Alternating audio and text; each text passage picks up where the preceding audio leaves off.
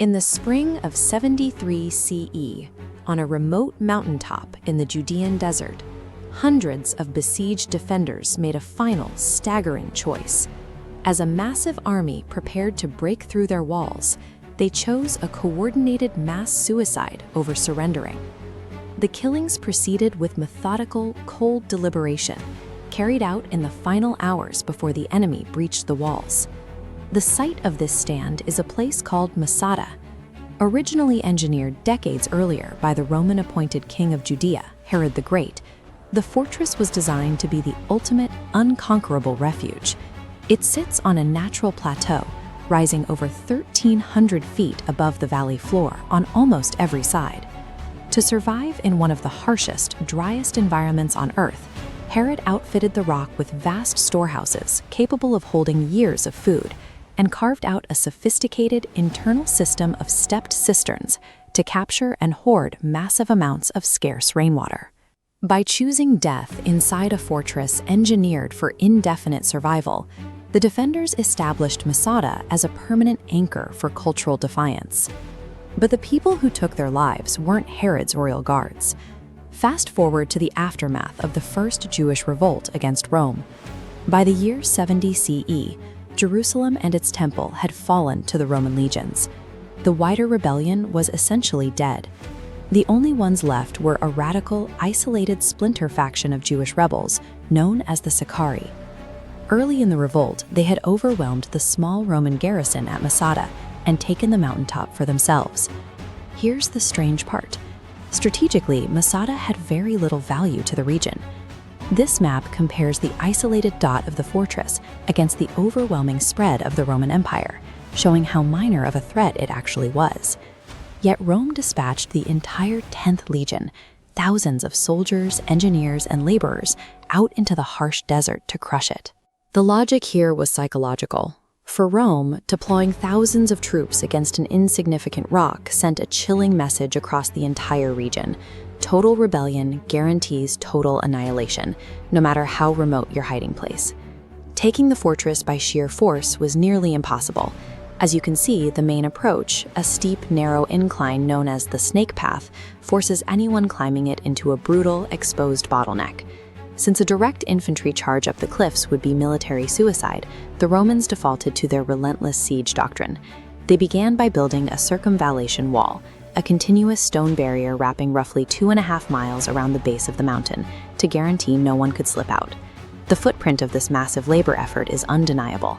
Look at the desert floor today, and you can still see the perfectly geometric stone outlines of 8 separate Roman encampments baked into the earth. With the defenders trapped, the Romans moved to breach the unbreachable. This cross-section of the western cliff face shows how they solved the engineering problem. By building a massive earthen assault ramp directly on top of a natural rock spur, they reduced the sheer volume of earth needed. Once the slope reached the walls, they hauled an iron-plated siege engine straight up the incline. Under heavy covering fire from Roman artillery, a massive battering ram began to rhythmically pound the Herodian stone until the defenses finally gave way. The physical remains of the camps and the massive dirt ramp confirm a staggering, escalating clash between an unstoppable Roman military machine and Herod's impenetrable architecture. But right at the moment the Roman battering rams finally shatter the fortress wall, the historical record fractures. The famous legend of what happened next inside those walls cannot actually be proven by the rocks and ashes left behind. The fiery speeches, the decision to kill their families, the drawing of lots for execution, every single detail of that dramatic final night is drawn from exactly one written text. That text was authored by Flavius Josephus. He was originally a Jewish military commander during the revolt, but after surrendering, he defected. He wrote his histories while living comfortably in Rome, fully sponsored by the very emperors who ordered the siege. Josephus wasn't even at Masada. By his own admission, his entire account relies on second-hand testimony. It came from 2 women and 5 children who supposedly survived the bloodbath by hiding in a cistern. This distinction matters. It turns the most famous elements of the Masada legend into a fragile narrative, filtered through the pen of a compromised author. To separate the myth from the dirt, we look to the massive modern excavations led by archaeologist Yigael Yadin in the 1960s. The digging revealed extensive layers of ash, along with ancient weapons and armor, proving a violent and destructive end. However, they simply did not find the neatly arranged mass graves of nearly 1,000 suicide victims that Josephus so vividly described.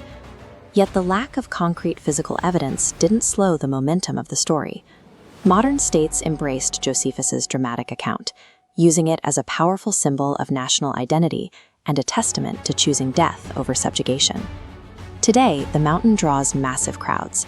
It remains a rare historical site where you can stand on top of a 2,000-year-old defensive wall, look straight down at the sprawling desert below, and physically hike up the exact earthen ramp an ancient army built to conquer it.